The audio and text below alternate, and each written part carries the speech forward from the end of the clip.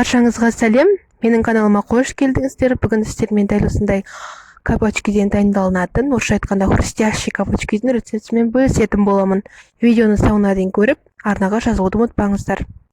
Ең алдымен кабачкиіміздің екі бөліктерін алып тастап, кабачкиімізді жақсылап тазалаймыз.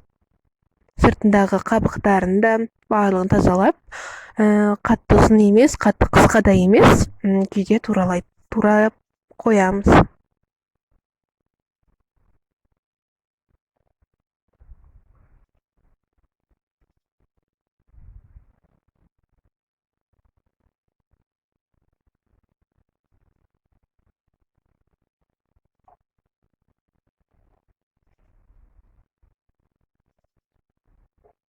Туралған кабачкиімізді бөлек ыдысқа салып, үстіне бұрыш, қызыл бұрыш, тұзымызды салып, жақсылап араластырамыз.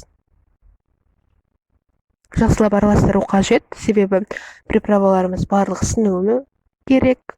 Енді жұмыртқамызды араластырып, сосын сухарик ұнтағы деген бар.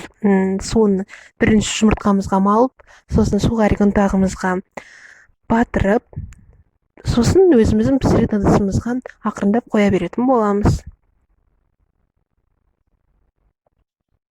Табанның астына мен пергамент қағазын қойдым. Сіздер пергамент қағазы болмаса, майлап қойсаңыздар болады.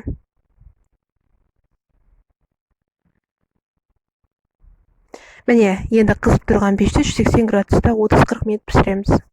Міне, менде пісті. Енді мен тартар соусын дайындадым. Осымен енді дәмін көремін.